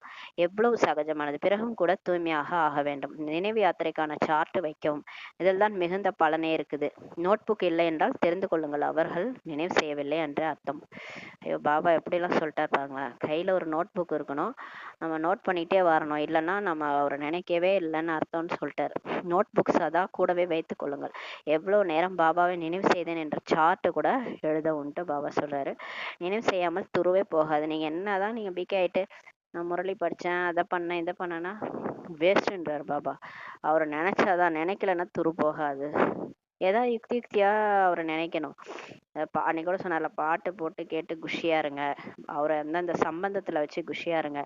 இப்போ ஒவ்வொரு டைமும் நீங்க அவரை அப்படி எப்படி நினைக்கணும். ஒரு டைம் நம்மளே தான் சார்ட் போட்டு இந்த டைம் இதை பண்ணணும்ட்டு அமிர்த வேலையிலே பாபா இப்ப இந்த பிரைம் மினிஸ்டர்லாம் எனக்கு இந்த இந்த கால் ஷீட் எழுதுவாங்கல்ல, இங்க போகணும், இந்த ஒர்க் டு டூ லிஸ்ட்ன்ட்டு போடுவாங்க. இங்க இங்க இங்க போகணும், இந்த டைம்க்கு இதை பண்ணணும். அந்த மாதிரி நம்மள பாபா இந்த காலையில எத்தனை மணிக்கு எஞ்சி இந்த இந்த யோகா பண்றேன், எத்தனை மணிக்கு மனசா சேவை பண்றேன், இந்த டிராஃபிக் கண்ட்ரோல்ல இதை பண்றேன் அப்படின்ட்டு லிஸ்ட் போட சொல்றாரு காலையில. அது ஃபுல்லா பண்ணமான்றத சாயங்காலம் செக் பண்ண சொல்றாரு. அது மாதிரி எண்ணம் சொல் செயலால நான் துக்கம் கொடுத்தேனா, எனக்கு தெய்வீக குணங்கள் வந்திருக்குதா இல்லையா, நான் திரும்ப பழையபடியே இருக்கேனா எப்படின்றதெல்லாம் டெய்லி செக் பண்ணுங்க, ஒரு நோட் வச்சுக்கோங்கன்றார். துருவை போக்க பொருட்களை மண் எண்ணெயில் போடுகிறார்கள் அல்லவா. இப்போ துரு போகணும்னா மண்ணெண்ணெயில போடுவாங்களாம். கர்மங்களை செய்தாலும் பாபாவை நினைவு செய்தீர்கள் என்றால் முயற்சிக்கான பலன் கிடைக்கும்ன்றாரு. இப்போ நீங்க வேலை செஞ்சா மறந்துட்டேன் பாபாவை அப்படின்னு சொல்லக்கூடாது. வேலை செஞ்சுக்கிட்டே பாபா நினைச்சீங்கன்னா பலன் கிடைக்கும். முயற்சி வேண்டுமல்லவா. அப்படியே தலை மீது கிரீடத்தை வைத்து விடுவார்களா என்ன கேட்கிறாரு பாபா. சும்மா யாரா பதவி கொடுப்பாங்களா. ஒரு கலெக்டர் ஆகணும்னா அவங்க ஐஏஎஸ் படிக்கணும், கண்ணு முடிச்சாதான் கலெக்டர் ஆக முடியும். டாக்டர் ஆகணும்னாலும் அந்த அளவுக்கு எஃபர்ட் போட்டாதான் டாக்டர் ஆக முடியும். சாதாரண இந்த கலியுகத்துல இருக்கிற பதவிக்கே அப்பேற்பட்ட முயற்சி தேவைன்னா இது சும்மாவா. லட்சுமி நாராயணன்னா அப்படியே தூக்கி கொடுத்துருவாரா. பாபா எவ்வளவு உயர்ந்து பதவி தருகிறார், கொஞ்சமாவது முயற்சி செய்ய வேண்டும் அல்லவான்றாரு. முயற்சி பண்ணாதான் பதவி. இதற்கு கை கால்களை பயன்படுத்த வேண்டிய அவசியமே இல்லை, படிப்பு முற்றிலும் ஈஸின்றாரு சிவபாபா. பிரம்மா மூலமாக என்னை இப்படியாக்கி கொண்டிருக்கிறார் என்பது நம் புத்தியில் இப்ப இருக்குது. எங்கு சென்றாலும் பேட்ச் அணிந்திருங்கள். உண்மையில் நாம் தான் ஆன்மீக சேனைகள், ஆன்மீக மிலிட்ரி நம்ம தான். மேன்மை தன்மையுடன் புரிய வைக்கணும், எல்லாருக்கும் மிக இனிமையாக புரிய வைக்கணும். யார்கிட்டையும் பேர் கோபமாலாம் சொல்லக்கூடாது. ஞானத்தை இனிமையா புரிய வைக்கணும். உலகாய சேனைகளுக்கும் புரிய வைக்கவும். அன்பான புத்தி விபரீதமான புத்தி என்று யாருக்கு சொல்லப்படுகிறது. நீங்கள் பாபாவை தெரிந்திருக்கிறீங்களா. லௌகீக தந்தையை பகவான் என்று சொல்ல முடியாது. அப்ப பகவான் யாரு. ஆத்மாவினுடைய தந்தை தான் பகவான். எல்லையற்ற தந்தை தான் பதித்த பாவனனா இருக்கிறார், சுகத்தின் கடலாக இருக்கிறார். அவரிடமிருந்து தான் முழுமையான சுகமே கிடைக்கின்றது அப்படின்னு சொல்றார் பாபா. தாய் தந்தை சுகம் தருகின்றார்கள் என்றால் அஞ்ஞான காலத்தில் நினைத்தோம். மாமனார் வீட்டிற்கு அனுப்பி வைக்கிறார்கள். எல்லைக்கு அப்பாற்பட்ட மாமனார் வீடு உங்களுடையது. இப்போ அந்த அம்மா அப்பா சுகம் தராங்கன்னா அவங்கள நினைச்சோம் இல்லையா, அதாவது உடம்புன்னு நினைச்சுக்கும் போது நினைச்சுன்னு இருந்தோம் அவங்களே. இப்பதான் நம்ம ஆத்மான்னு புரிஞ்சுட்டோம், இப்ப அவரை நினைக்க வேண்டியதுதான். இப்ப எல்லா உறவுகளையும் விட்டுட்டு ஆத்மான்னு புரிஞ்சுட்டு பரமாத்மாவை நினைங்க. எம்மா நாள் உடம்ப தான் நினைச்சோம், உடம்புக்கான உறவினர்கள் தான் நினைச்சீங்க. இப்ப இந்த உடம்பே விட்டுட்டு போக போறோம். போனா கூட யாரும் அழ போறது இல்ல. போயிட்டா நம்ம கூட யாராவது வரப்போறாங்களா? யாரும் வரமாட்டாங்க. சரி நான் சாவ போறேன் வாங்கன்னு சொன்னா யாராவது கூட வருவாங்க? யாரும் வரமாட்டாங்க. நீ போய் எங்களை எதுக்கு கூப்பிடுற, நாங்க வாழணும்னு தான் சொல்லுவாங்க இல்லையா. அது மாதிரி இவ்வளவு நாள் நம்ம உடம்புன்னு நினைச்சிட்டு எல்லாரையும் நினைச்சிட்டோம். இப்ப ஆத்மான்னு புரிஞ்சுக்கிட்டோம், உயிர்னு நினைச்சிட்டோம். இப்ப உயிருக்கான அப்பாவை, ஆத்மானுடைய அப்பாவை நினைக்கணும். இப்ப ஞானம் வந்ததுனால அப்பாவை நினைங்க, அதாவது ஆத்மாவினுடைய அப்பாவை பரமாத்மாவை நினைங்கன்னு சொல்றாரு. மாமனார் வீட்டுக்கு அனுப்பி வைக்கிறாங்க. எல்லைக்கு அப்பாற்பட்ட மாமனார் வீடு சொர்க்கம், அது உங்களுடையது. அது எல்லைக்குட்பட்டது. அந்த தாய் தந்தை ஏதோ 5-7 லட்சம் அல்லது கோடி தான் தருவாங்க. ஆனா யார் உங்களுக்கு உங்களுக்கு பத்மாபதம் கோடி பத்மாபதம் பதியா ஆக்கக்கூடிய கோடிக்கெல்லாம் கோடி, கோடிக்கு மேல கோடி கொடுக்கக்கூடியவர் யாரு? நம்மளுடைய அப்பா சிவத்தந்தை. பத்மாபதி ஆகக்கூடிய குழந்தைகள் என்று பாபா நமக்கு பெயர் வைத்திருக்கிறார் இல்லையா. அந்த தாய் தந்தை 7 லட்சம் 6 லட்சம் தான் தருவாங்க, எல்லைக்குட்பட்டவர். இவங்க எல்லைக்கு அப்பாற்பட்ட அப்பா நமக்கு எவ்வளவு கொடுக்குறாரு. அங்கு பைசாவிற்கான விஷயமே கிடையாது. சொர்க்கத்துல பைசாலாம் கிடையாது. அங்க எல்லாமே கிடைச்சிரும். பெரிய பெரிய நல்ல மாளிகைகள் இருக்கும் சொர்க்கத்துல. பல பிறவிகளுக்கு உங்களுக்கு மாளிகை கிடைக்கின்றது. குசேலருடைய உதாரணம் இருக்குது இல்லையா. ஒரு பிடி அவள் கொடுத்தாரு, உடனே அவருக்கு ஒரு மாளிகை கிடைச்சிருச்சு. ஒரு பிடி என்று கேட்டவுடன் இங்கேயும் அதனை கொண்டு வருகின்றார்கள். வெறும் அரிசியை மட்டும் சாப்பிட முடியுமா? அதற்கு மசாலா வகைகளும் எடுத்து வருகின்றார்கள். எவ்வளவு அன்பாக எடுத்து வருகிறாங்க. இப்ப மாதாஸ் பாபா சொல்றாருல, ஒரு பிடி அவளுக்கு குசேலருக்கு மாளிகை கிடைச்சுன்னா அங்க மாதாஸ் ஒரு பிடி அரிசி எடுத்துட்டு வராங்க. அவங்களால முடிஞ்சதை கொடுக்குறாங்க, ஒரு செங்கல்ல கொடுக்குறாங்க. அப்ப இப்ப அரிசி மட்டும் போதுமா? அப்புறம் மசாலாவும் வேணும் இல்லையா. அதை கூட மாத்தாச்சு அன்பா எடுத்துட்டு வராங்க. எங்க சென்டருக்கு சமைச்சிட்டு போறதுக்கு, பாபாவுக்கு போக வைக்கிறதுக்கு அன்பா எடுத்துட்டு வராங்கன்னு சொல்றாரு. பாபா உங்களுக்கு பல பிறகுகளுக்கு நீங்க அன்பா எடுத்துட்டு பாவனையோட எடுத்து வரீங்க இல்லையா. மசாலா எடுத்துன்னு வரீங்க, அரிசி எடுத்துன்னு வரீங்க, பருப்பு எடுத்துன்னு வரீங்க. அதுக்காக பாபா உங்களுக்கு பல பிறவிகளுக்கு தருகின்றார். எனவேதான் வள்ளல் என்று அவர் அழைக்கப்படுகின்றார். பக்தி மார்க்கத்தில் கூட நீங்க ஈஸ்வரனுக்கு என்று கொடுக்கும்போது அல்ப காலத்திற்கு அதற்கு மறுபிறவியில் பலன் கிடைக்கிறது. தெரியாம நம்ம பக்தி செய்யும் போது, தெரியாம நம்ம அன்னதானமோ வஸ்திரதானமோ ஏதோ செய்யும் போது அடுத்த பிறவில நமக்கு பலன் கொடுக்குறாரு. இது தெரிஞ்சு நம்ம செய்யறோம், கடவுளுக்கு தான் செய்யறோம். சென்டர்ல போய் நம்மளுடைய பிகேஸ் சகோதர சகோதரிகள் தான் சாப்பிட போறாங்க. பாபாக்கு போக வச்சுட்டு அவங்களுக்கு கொடுக்குறோம். ஆனா அதுக்கான பலன் நமக்கு 21 பிறவிகளுக்கு கொடுக்குறாரு. சிலர் ஏழைகளுக்கு கொடுக்குறாங்க. கல்லூரி கட்டுறாங்க என்றால் மறுபிறவிலே படிப்பிற்கான தானம் அவங்களுக்கு கிடைக்கின்றது. தர்மசாலை கட்டுகிறாங்கன்னா மறுபிறவிலே அவங்களுக்கு வீடு கிடைக்கிறதுன்ட்டு பாபா சொல்றாரு. அதாவது நம்ம ஏழைகளுக்கு காசு கொடுக்குறோம், கல்லூரி கட்டுறோம், காலேஜ் கட்டுறோம்னா நம்ம நல்ல அடுத்த பிரிவுல நல்ல படிக்கிறவங்களா பிறப்போம். அது மாதிரி தர்மசாலை கட்டுறோம்னா அடுத்த பிரிவுல நமக்கு வீடு இருக்கும்னு சொல்றாரு. ஏனென்றால் அதில் பலர் இருந்து சுகத்தை அனுபவிக்கிறாங்க இல்லையா. அதனால அதுக்கான அடுத்த பிரிவுல நமக்கு சுகமா வீடோட நம்ம வாழறோம்னு சொல்றாரு. அது பல பிரிவுகளுக்கான விஷயம். சிவபாபாவுக்கு நம்ம என்ன கொடுக்கிறோமோ அதனை அவர் நம்முடைய சேவைக்காக தான் பயன்படுத்துகின்றார். இப்ப நம்ம என்னென்னலாம் பாபா கொடுக்குறோமோ நம்ம கொண்டு போய் சென்டர்ல கொடுக்குறோம்ல. சென்டர்ல என்ன யார் கேக்குறாங்க? சிவபாபா வாங்கி அவரே வச்சுட்டு செலவு பண்றாரு. சிவபாபாக்கு கையும் இல்ல, காலும் இல்ல, உடம்பும் இல்ல. அவர் அதை வாங்கி வச்சு என்ன பண்ண போறாரு? அவர் தன்னிடம் வைத்துக் கொள்வது. அவர் நமக்காக தான், நம்மளுடைய சேவைக்காக தான் அதை பயன்படுத்துறாங்க. நம்ம என்ன கொடுக்குறோமோ அது நம்முடைய சேவைக்காக தான் பயன்படுத்துகின்றனர். சிவபாபா தன்னிடம் வைத்துக் கொள்வதில்லை, அனைத்தையும் கொடு, விஸ்வத்திற்கு எஜமானன் ஆகலாம் என்று இவருக்கு கூட கூறினார். பிரம்மா பாபா கூட சொன்னார், உன்கிட்ட இருக்கிறது எல்லாத்தையும் கொடுத்துரு. இப்ப சோழி மாதிரி விஷயம் தானே உன்கிட்ட இருக்கு. இப்ப என்ன தங்க மாளிகையா நம்ம வச்சிருக்கிறோம்? பிரம்மா பாபாட்டையும் தங்க மாளிகையெல்லாம் இல்லை, ஒரு வைர வியாபாரியா இருந்தாரு. ஏன்னா ஒரு கம்மியா தான் இருந்திருக்கும், அவர் மிடில் கிளாஸ் ஃபேமிலி தான். அதெல்லாம் கொடு, நீ உலகத்துக்கே எஜமான் ஆகலான்னு சொன்ன உடனே, காட்சி காட்டின உடனே அப்படியே விட்டுட்டாரு, எல்லாத்தையும் விட்டுட்டாரு. என் சோழி பின்னாடி போக வேணாம், நான் இந்த யஜ்யத்தை படைக்கிறதுல ஈடுபட்டுட்டார் பிரம்மா பாபா. யஜ்யத்துக்காக எல்லாத்தையும் கொடுத்துட்டார், அர்ப்பணம் பண்ணிட்டார், சமர்ப்பணம் ஆயிட்டார். விநாசத்திற்கான காட்சியும் காட்டினார், ஸ்தாபனையின் காட்சியும் காட்டினார். அவ்வளவுதான். பிரம்ம பாபாவுக்கு போதை ஏறிடுச்சு, நான் தான் கிருஷ்ணர் ஆக போறேன், நான் உலகத்துக்கே எஜமான் ஆக போறேன், நான் ஏன் சோழி பின்னாடி போகணும்னு எல்லாத்தையும் விட்டுட்டார். பாபா என்னை உலகத்துக்கே எஜமானர் ஆக்குகின்றார். அர்ஜுனனுக்கு காட்சி கிடைத்ததாக கீதையில் கூட இருக்குது இல்லையா. அந்த அர்ஜுனனுக்கு கிருஷ்ணர் விஸ்வரூப தரிசனம் காமிச்சாருன்ட்டு கீதையில இருக்கு இல்லையா, அது இதுதான். என்னை நினைவு செய்தால் நீ இப்படி ஆகிவிடுவாய். விநாசம் மற்றும் ஸ்தாபனைக்கான காட்சி அவருக்கு கிடைத்தது பிரம்மா பாபாக்கு. இப்போ பிகேஸ்க்கு நிறைய பேர் காட்சி கிடைக்கும். அந்த காலத்துல காட்சி காமிச்சாரு, ஆனா இப்பெல்லாம் காட்டுறது இல்ல. அப்பெல்லாம் காட்சி பார்த்துட்டு அதிலே ஊன்றிட்டு பாபா நினைக்கிறத விட்டுட்டாங்கன்ட்டு நிறுத்திட்டாரு. ஆனால் ஆரம்பத்தில் பிரம்மா பாபாவுக்கு விநாசத்தினுடைய காட்சி, அப்புறம் அந்த சதுர்புஜ விஷ்ணுவுடைய காட்சி, சொர்க்கத்தினுடைய காட்சி எல்லாமே கிடைச்சிது. காட்சி கிடைச்ச உடனே தான் பாபா எல்லாத்தையும் விட்டுட்டாரு. குஷி ஏறிடுச்சு அவருக்கு. இவருக்கு ஆரம்பத்திலேயே குஷி கடந்து விட்டது. நாடகத்தில் இந்த பாகம் இருந்தது. பாக்கிய ரதத்தை கூட யாரும் தெரிஞ்சுக்கல. அதாவது இந்த உடல் தான் ஒரு ரதம், அதுல சிவன் வந்து அவதரிக்கிறாரு, அதுதான் நந்தின்றதை கூட யாரும் புரிஞ்சுக்கல. குழந்தைகளுக்கு நோக்கம் இப்ப புத்தியில இருக்கணும். நான் இப்படி ஆகின்றேன். எவ்வளவு முயற்சி செய்யறோமோ அவ்வளவு உயர்ந்த பதவி அடையிறோம். தந்தையை பின்பற்றுங்கள் என்று சொல்லப்படுகிறது. அது இந்த நேரத்திற்கான விஷயம்தான் சொல்றாரு. நான் என்ன வழி தரேனோ அதனை பின்பற்றோன்ட்டு பாபா சொல்றாரு. ஸ்ரீமத் வழி நடக்கணும். பாபா சொல்றது, முரளியில சொல்றது எல்லாமே ஸ்ரீமத், அதை ஃபாலோ பண்ணாலே போதும். இவர் என்ன செய்தார் அதையும் பாபா நமக்கு எடுத்துரைக்கிறார். இந்த பிரம்மா பாபா என்ன பண்ணாரு, பரிசுத்த ஆனார் இல்லையா, அப்படியே அவரை ஃபாலோ பண்ணுங்கன்றார். பாபாவே ரத்ன வியாபாரி, மந்திரவாதி என்றெல்லாம் சொல்லப்படுகிறது.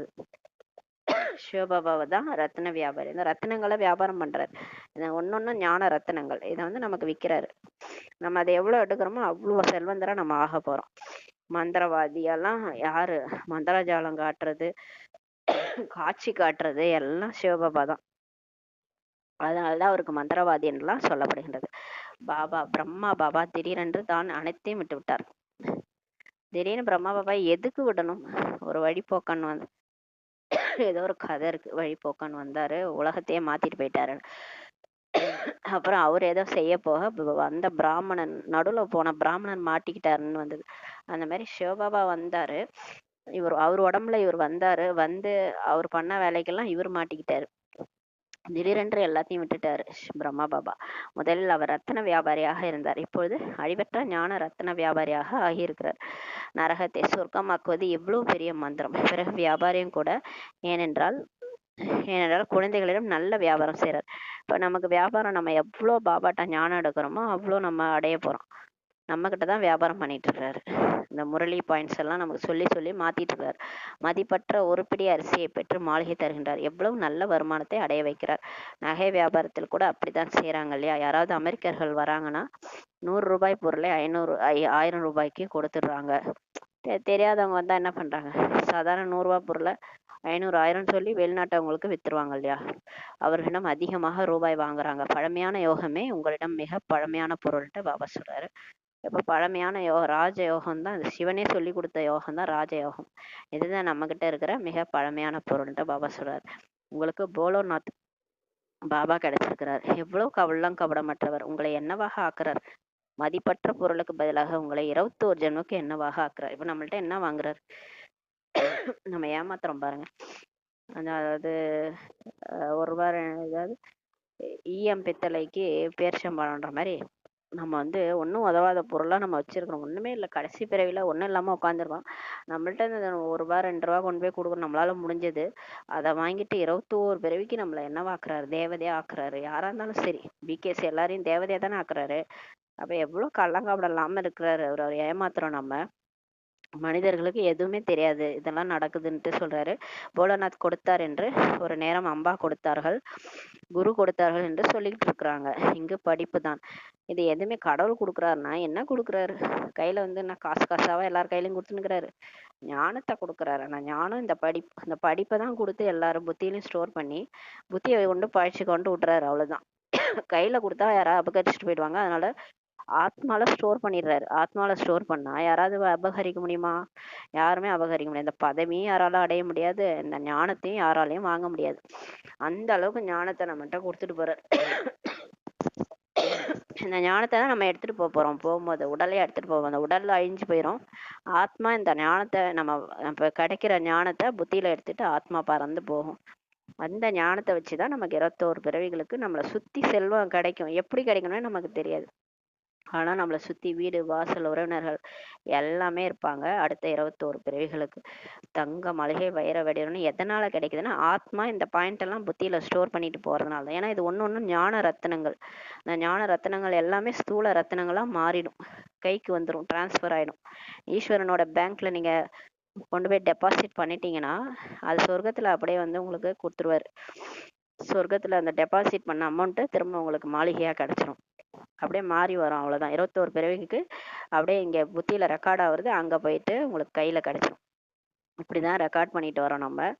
இந்த படிப்பு தான், அந்த முரளி தான் நமக்கு டெபாசிட்.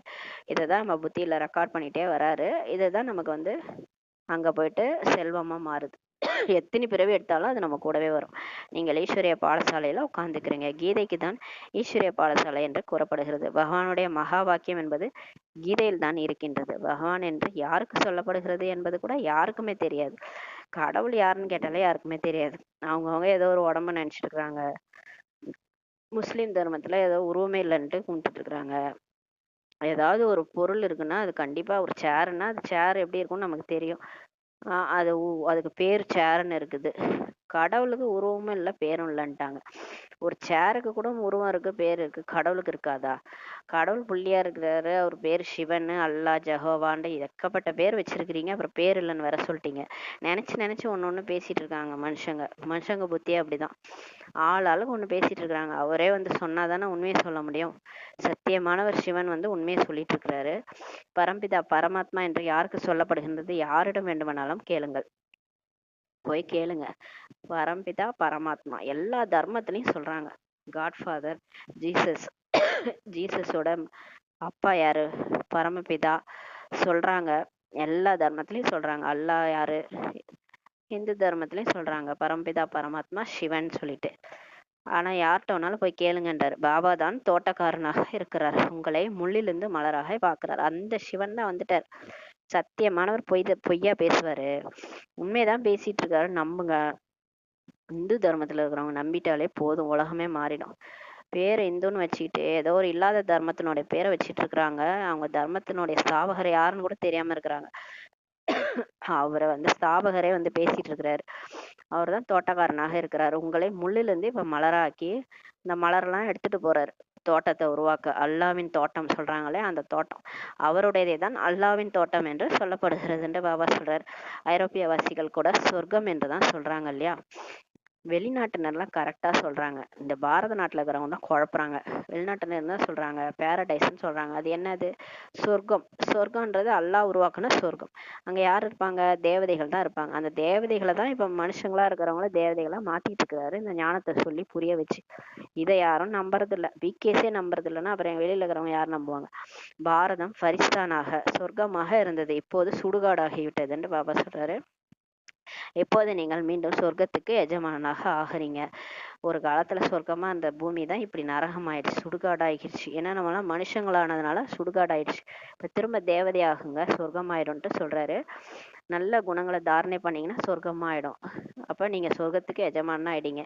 பாபா வந்து உறங்கி கொண்டவர்களை இப்ப விழிக்க செய்யறாரு. இப்ப நம்ம எல்லாம் உடம்புன்னு நினைச்சுன்னு தூங்கி இருந்தோம் இல்லையா? இப்ப நீங்க எல்லாம் ஆத்மான்னு சொல்லி நம்மளை எழுப்புறாரு. இததான் அவங்க சொல்லிட்டாங்க முஸ்லிம் தர்மத்துல. பிணமா இருக்கிறவங்கள சுடுகாட்டுல வந்து எழுப்புவாராம். பிணத்தை போய் எழுப்பி அவர் என்ன பண்ண போறாரு? ஆளுக்கு ஒண்ணு எழுதி வச்சிருக்கிறாங்க. சரி, எழுதுற பணம்லாம் எழுந்து வந்தா என்ன ஆகும்? பயப்பட மாட்டாங்க எல்லாரும்? உடல் உணர்வுல தூங்கிட்டு இருக்கிறவங்க தான் உடல் நினைச்சிட்டு வாழ்ந்துட்டு இருக்கணும் இல்லையா? உயிரோட தான் நடப்பின மாதிரி வாழ்ந்துட்டு இருக்கிறோம் நம்ம. உன் உடம்பே நீ இல்ல, நீ ஆத்மான்னு புரிய வைக்கிறாரு, விழிக்க செய்யறாரு. இதைதான் அவங்க குரான்ல அப்படி எழுதிட்டாங்க. வந்து சுடுகாட்டுல பணத்தெல்லாம் எழுப்புவாருன்ட்டு. நீங்கள் கூட இதனை நம்பர்வார் முயற்சியின் அனுசாரமாக தான் புரிஞ்சிருக்கிறீங்கன்ட்டு பாபா சொல்றாரு. யார் விழிப்படைந்தவர்களாக இருப்பார்களோ அவர்கள் தான் பிறரையும் எழுப்புறாங்க. இப்ப நமக்கு தெரியுதுன்னா நம்ம போய் கண்டிப்பா சேவை செய்வோம் இல்லையா? பிகேஸ்ல எத்தனை பேர் விழிப்படைஞ்சிருக்காங்களோ அவங்க தான் போய் சேவை பண்ணுவாங்க, மற்றவங்களையும் எழுப்புவாங்கன்றார். யார் மற்றவர்களையும் விழிப்படைய செய்யவில்லையோ அவர்கள் தன்னையும் கூட விழிப்படைய செய்யவில்லை என்றுதான் பொருளாகும். நம்ம ஞானத்தை சொல்லலை, சும்மா சென்டருக்கு போறோம் வரோம், யாருக்கும் ஞானத்தை புரிய வைக்கலைன்னா நம்மளே விழிப்படையலைன்னு அர்த்தம். நமக்கே பாபா யாருன்னு தெரியல, நம்மளே நம்ம யாருன்னு தெரியாம இருந்தாதான் நம்ம போய் ஞானத்தை மற்றவங்க சொல்ல மாட்டோம், மற்றவங்கள விழிப்படையும் செய்ய மாட்டோம்ட்டு சொல்றாரு. இந்த பாடல்கள் எல்லாம் கூட நாடகத்தில் பதிவானது. சில பாடல்கள் மிகவும் நன்றாக இருக்குது. எப்போது மனசு தளர்வு ஏற்படுதோ அப்போது இந்த பாடல்களை கேட்டீங்கன்னா மகிழ்ச்சி ஏற்படும். இரவு பயணிகளை களைப்படையாதீர்கள். இதுவும் நன்றாக இருக்குல்ல, அந்த பாட்டு கூட நல்லா இருக்குன்றாரு. நம்மளாம் இரவு பயணிகள் தானே, கலியுக இறுதியில இருக்கிறோம். களைப்படையாதீங்க, சீக்கிரமா சொர்க்கம் வரப்போகுதுன்ற மாதிரி இருக்கும் அந்த பாட்டு. எப்போது இரவு முடிவடைகின்றது, எவ்வளவு பக்தி செய்யறோமோ அவ்வளோ விரைவில் பகவான் கிடைப்பார் என்று மனுஷங்க நினைக்கிறாங்க. அவங்க என்ன நினைக்கிறாங்க, காட்சி கிடைக்கும், அப்படியே விஸ்வரூப தரிசனம் காட்டி நம்மளை கூட்டிட்டு போயிடுவாரு அப்படின்னு நினைக்கிறாங்க. அவர் காட்சி காமிச்சு கூட்டிட்டு போறதுனால என்ன ஆக போகுது?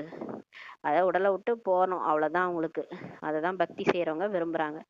மற்றபடி முக்தி வேணும்னாலும் சரி, முக்தின்றது உடலை விட்டு போறது, ஜீவன் முக்தின்றது வாழும்போதே கடவுள் நினைவுல வாழறது, சந்தோஷமா வாழறது ஜீவன் முக்தி. அதாவது முக்தி அடையணும், ஜீவன் முக்தி அடையணும்னா கடவுள் கிடைக்கணும் இல்லையா? ஹனுமான் போன்ற காட்சி கிடைத்தால் பகவானே கிடைச்சிட்டாருன்ட்டு நினைக்கிறாங்க. ஆனா தப்பா எதையோ நினைக்கிறதுனால என்ன கிடைக்க போகுது? நிறைய உருவங்களை வச்சு வழிபடுறாங்க, ஒற்றுமையே கிடையாது. இல்ல, ஒவ்வொரு தர்மத்திலயும் ஒரு ஒரு உருவத்தை வழிபடுறாங்க. ஒற்றுமை இல்லாம கடவுள் யாருன்னே தெரியாம வழிபடுறதுனால என்ன பிரயோஜனம்ட்டு பாபா சொல்றாரு. காட்சி கிடைக்கிறதுனால என்ன பிரயோஜனம்?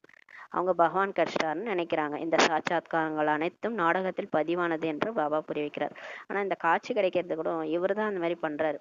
அந்த ட்ரெஸ் போட்டு போய் காட்சி கட்டுறாரு. ஏன்னா அவங்க ரொம்ப தீவிரமா பக்தி செய்யறதுனால பக்தர்கள் கஷ்டப்படுறத அவர் பார்க்க பொறுக்கல.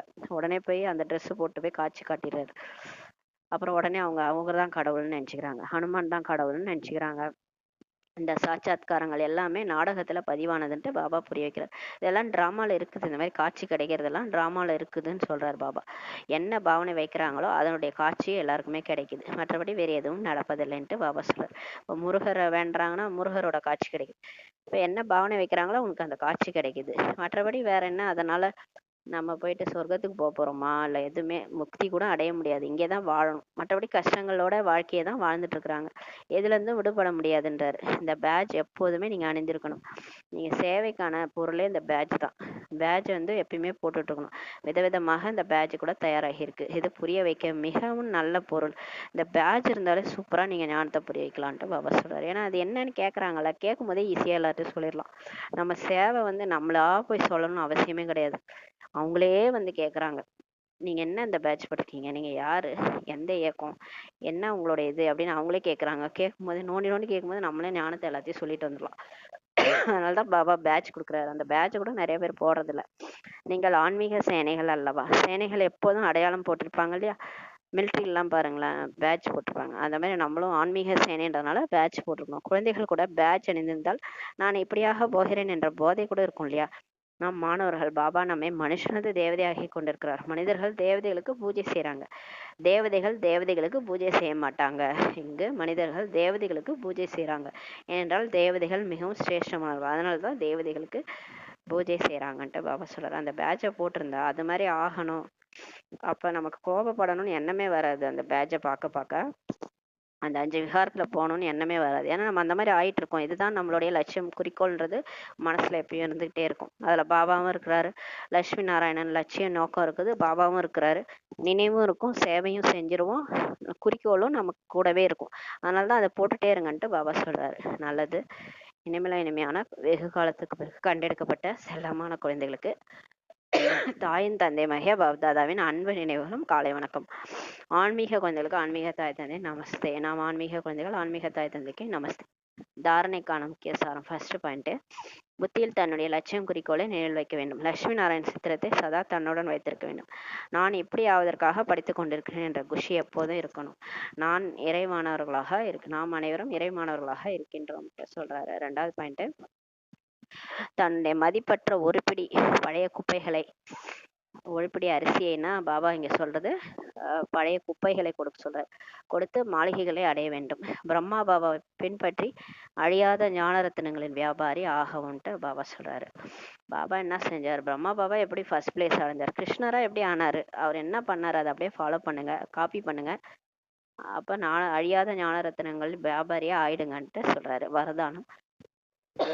வரதானம் நம்பிக்கையின் ஆதாரத்தில் வெற்றி ரத்தனமாக ஆகி எல்லோருக்கும் மாஸ்டர் ஆதரவளிப்பவராக ஆகுக. வரதானம் கொடுக்கிறாரு. பாபா வந்து விளக்கம் சொல்றாங்க. நிச்சய புத்தியுடைய குழந்தைகள் வெற்றியாளராக இருக்கிறதுனால சதா மகிழ்ச்சியில் நடனம் ஆடிட்டு இருப்பாங்க. யாருக்கு பாபா தான் வந்துட்டாரு, பிரம்மாவோடலாம் வந்து சொல்றாருல்ல, இந்த ஞானம், இந்த முரளி டெய்லி நான் படிச்சுட்டு இருக்கேன்ல 6:30 to 7:30 வரைக்கும், அது கடவுளே சொன்ன ஞானம். அவர் என்ன மனுஷன்ல இருந்து தேவதை ஆக்கிறதுக்காக வந்திருக்கிறாரு. நான் சொர்க்கத்துக்கு போறேன் அடுத்த பிறவிக்குன்னு யாருக்கு நிச்சய புத்தி இருக்கோ, யார் அவங்க வெற்றியாளராக இருக்கிறதுனால அவங்க எப்பயும் டான்ஸ் ஆடிட்டே இருப்பாங்க. மகிழ்ச்சியில குஷியில டான்ஸ் ஆடிட்டே இருப்பாங்க. மனசால, வெளியில இல்ல, மனசுல டான்ஸ் ஆடிட்டே இருப்பாங்க. அவர்கள் தங்களுடைய வெற்றியை பற்றி வர்ணனை செய்வதில்லை. ஆனால் வெற்றியாளராக இருக்கும் காரணத்தினால அவர்கள் மற்றவர்களுக்கும் கூட தைரியத்தை அதிகரிப்பவர்களாக தான் இருக்கிறாங்கன்னு சொல்றாரு. அவங்க வந்து நான் வெற்றி அடைய போறேன்னு தம்பட்ட அடிக்க மாட்டாங்க. நான் தான் போன காலமா வெற்றி அடைஞ்சேன், நான் 108ல வந்தேன் அப்படின்னு தம்பட்ட அடிக்க மாட்டாங்க. அவங்க ஆல்ரெடி வெற்றி அடைஞ்சவங்க தான். அதனால அந்த ரீசன்னால அவங்க மற்றவங்க கூட தைரியம் கொடுப்பாங்க. எந்த ஒரு பிரச்சனை வந்தாலும் தைரியத்தை அதிகரிப்பவர்களாக இருப்பாங்க. யாரையும் தாழ்வானவர்களாக காட்டுவதற்கு முயற்சிப்பதில்லை. நான் தான் பெஸ்ட், மற்றவங்களாம் வேஸ்ட்ன்ட்டு சொல்ல மாட்டாங்க. மற்றவங்கள தாழ்வானவர்களாக காட்டுவதற்கு முயற்சிக்க மாட்டாங்க. ஆனால் தந்தைக்கு சமமாக மாஸ்டர் ஆதரவளிக்கும் வள்ளலாக ஆக்குகின்றார்கள். எல்லாரையும் ஒன்று போல கருதி எல்லாரையும் ஒண்ணா நினைப்பாங்க. நான் பெஸ்ட், அவங்களாம் வேஸ்ட் அப்படி நினைக்க மாட்டாங்க. யாரையும் தாழ்வானவங்களா நினைக்க மாட்டாங்க.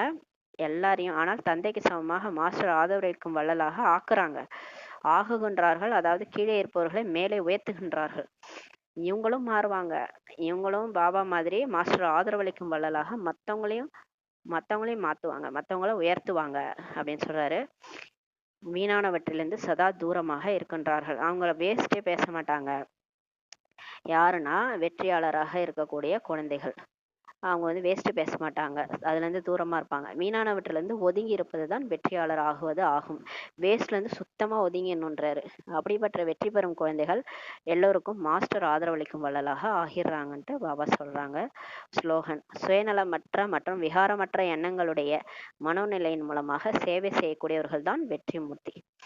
யார் வந்து சுயநலம் இல்லாம, அதாவது இதை செஞ்சா எனக்கு என்ன கிடைக்கும், இதை நான் பண்ணனா எனக்கு என்ன கிடைக்கும் அப்படின்னு உதவி செய்வாங்க சில பேர். நான் இதை பண்ணனா நீ எனக்கு இதை செய்யணும் அப்படின்னே சுயநலத்தோடு பழகுவாங்க நிறைய பேர். அந்த மாதிரி இல்லாம விகாரமற்ற எண்ணங்களுடைய குழந்தைகள், அதாவது காமம், கோபம், பற்று, ஆசை, அகங்காரம் இந்த எண்ணமே இல்லாதவங்க, அது மூலமா சேவை செய்யறவங்க தான் வெற்றி மூர்த்தி ஆகுவாங்கன்னு சொல்லி பாபா சொல்றாரு. அவ்யக்த சமிகை: தங்களுக்காகவும் மற்றும் அனைவருக்காகவும் மனதின் மூலமாக யோகத்தின் சக்திகளை பயன்படுத்துங்கள். யோகத்தை பிரயோகம் செய்வதற்கு திருஷ்டி மற்றும் விருத்தியில் பவித்ரதாவிற்கு மேலும் முக்கியத்துவம் கொடுங்கள். இப்ப நம்ம பாபா நேத்தே சொன்னார்ல, ஃபர்ஸ்ட் உங்க மேல யோகத்தை பிரயோகம் பண்ணுங்க. உங்களுக்கு பிரச்சனை வரும்போது இந்த ஞான யோகத்தை ரெண்டுத்தையும் உங்க வாழ்க்கையில அப்ளை பண்ணி பாருங்க. அமைதியா அப்படியே பாபாட்ட இருந்து அமைதி சக்தி வாங்கி, அமைதி சக்தி உங்க உடம்புக்கு கொடுங்க, உங்க உடலுக்கு கொடுங்க, உங்க மனசுக்கு கொடுங்க, உங்களை சுத்தி எல்லாருக்கும் கொடுங்கன்ட்டு. இப்ப வந்து பாபா அதே மாதிரி மற்றவங்களுக்கு பயன்படுத்தும் போது உங்களுடைய பார்வை மற்றும் உள்ளுணர்வுல ஃபர்ஸ்ட் தூய்மையா நீங்க இருக்கணும். நீங்க அடுத்தவங்களை பார்க்கும்போதே கெட்டவங்கன்னு நினைச்சுன்னு பார்த்தா எப்படி நம்ம பிரயோகம் பண்ண முடியும்? இதெல்லாம் உருப்படுமா அப்படின்னு நினைச்சு நம்ம பார்க்க கூடாது. நம்மளோட பார்வை எப்படி இருக்குன்னா, அவங்களாம் ஆத்மா, அந்த சைத்தன்யமான ஆத்மா, அந்த உடல்ல, அந்த அழிய போற உடல்ல இருக்கக்கூடிய சைத்தன்யமான ஆத்மா அவங்க. இவங்களும் கடவுளோட குழந்தை, அந்த மாதிரி பாருங்க. அப்ப தூய்மையான திருஷ்டி கொடுங்கன்றாரு. இதற்கான மூல ஆதாரம் தன்னுடைய எண்ணங்களை சுத்தமானதாக ஃபர்ஸ்ட் வச்சுக்கணும். ஞானத்தின் சொரூபமாக மாறணும், சக்தியின் சொரூபமாக ஆக்குங்கள்ன்றாரு. ஃபர்ஸ்ட் நம்ம எண்ணம் வந்து சுத்தமா இருக்கணும், எல்லாரையும் ஆத்மாவை பார்க்கணும், ஞான சுரூபமா இருக்கணும், சக்தி சுரூபமாக ஆக்குங்க. ஒருவர் எவ்வளவு வழி தவறி கலக்கமாக துக்கத்தின் பிடியில் இருந்தாலும் மகிழ்ச்சியாக இருப்பது சாத்தியமற்றது என்று நினைத்தாலும் உங்கள் முன் வந்தவுடன் உங்களுடைய மூர்த்தி, உங்களுடைய உருவம், உங்களுடைய விருத்தி, உங்களுடைய திருஷ்டி ஆகியவை அந்த ஆத்மாவை மாற்றம் செய்திடும். பாருங்க, நம்ம பிகேஸ்க்கு அவ்வளோ பவர்.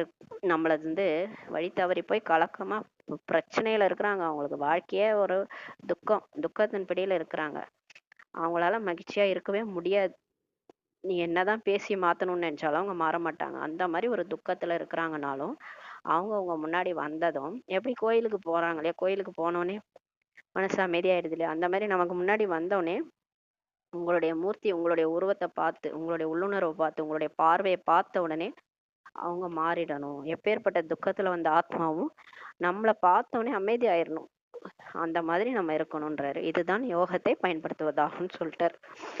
இதுதான் இது. இப்ப நம்ம இதை செஞ்சாதான் துவாபர யுகத்துல கோயில் கொடுப்பாரு. அந்த கோயில்ல மூர்த்தியா நம்மள உட்கார் நம்ம அதாவது சைத்தன்யமா நம்ம இங்க இருக்கிறோம், ஆனா வந்து ஜட சிலை நமக்கு கொடுப்பாரு. ஞாபகார்த்தமா துவாபர யுகத்துல இருந்து நமக்கு ஜட சிலை கொடுப்பாரு. எப்பன்னா இதை நம்ம இப்ப பண்ணாதான். அதாவது எப்பேற்பட்டவங்களும் வழி தவறி கலக்கமா துக்கத்தின் பிடியில இருக்கிறவங்க நம்ம முன்னாடி வந்தோடனே நம்ம வைப்ரேஷன் அவங்கள மாத்தணும், அவங்க குஷியா மாறணும். இல்லைங்க நான் எவ்வளவு கஷ்டத்துல வந்தேன், உங்களை பார்த்தோன்னே எனக்கு மனசு அமைதி ஆயிடுச்சு அப்படின்னு அவங்க சொல்லணும் எதிர வரவங்க. அதுக்கு நம்ம எப்படி இருக்கணும் யோசிச்சு பாருங்க. நம்மளோட மனசு சாந்தமா இருக்கணும், ஆழ்கடலை போல அமைதி இருக்கணும், டீப் சைலன்ஸ் இருக்கணும், நம்ம எந்த பிரச்சனையும் மாட்டாம இருக்கணும், நமக்கு எந்த டென்ஷனும் இல்லாம இருக்கணும், நம்ம பாபா நினைவுல அமைதியா இருந்து யோகத்தை பிரயோகப்படுத்தணும். அந்த நிலை நம்ம வந்தாதான் நமக்கு முன்னாடி எல்லாரும் வருவாங்க. அதுதான் பாபா சொல்றாரு, என்னைக்கு ஏன் எதற்கு இந்த கியூலாம் நீங்க உங்க மனசுல இருக்கிற கியூ இருக்குல்ல, எனக்கு ஏன் இப்படி நடந்துச்சு, ஏன் எதுக்கு, ஏன் இப்படி, எனக்கு ஏன் இப்படி ட்ராமா, ஏன் இப்படி, ஏன் எதுக்கு இந்த கொஷின் மார்க்கு, கேள்விக்குறி, ஆச்சரியக்குறி, இதெல்லாம் உங்க மனசுல என்னைக்கு ஸ்டாப் ஆகுதோ, அந்த கியூ என்னைக்கு நிக்குதோ அன்னைக்குதான் உங்க முன்னாடி கியூவே வந்து நிக்கும்ன்றார். உங்க முன்னாடி ஒரு பக்தர்களுடைய கியூ, மனுஷங்களுடைய கியூ வந்து நிப்பாங்க. எப்பன்னா உங்க மனசுல இருக்கிற அந்த கேள்விக்குறி, ஆச்சரியக்குறி எல்லா கியூவும் நிக்கும் போதுதான் உங்க முன்னாடி வருவாங்க. எல்லா பிகேஸ் யாரெல்லாம் நல்லா முயற்சி பண்ற பிகேஸும் அவங்க முன்னாடி ஒரு கியூவே வந்து நிப்பாங்கன்னு சொல்றாரு பாபா. அந்த ஒரு கடைக்கண் பார்வைக்காக தான் அதான் சொல்ல பாடியிருப்பாங்க, அபிராமி தாயே கடைக்கண் பார்வைக்க ஒரு கடைக்கண் பார்வை பட்டாலே போதும் எங்க துக்கங்கள்லாம் போயிடும்னா அது கடைசி சீன். பிகேஸ் முன்னாடி ஒவ்வொரு பிகேஸ் முன்னாடியும் வந்து நிப்பாங்க. நம்ம நல்லா புருஷார்த்தம் பண்ணியிருந்தா கடைசியில பக்தர்களின் கியூ நமக்கு முன்னாடி வந்து நிப்பாங்க. ஓம் சாந்தி. நன்றி பாபா, நன்றி ராமா, நன்றி பரிவாரம். ஓம் சாந்தி. ஓம் சாந்தி.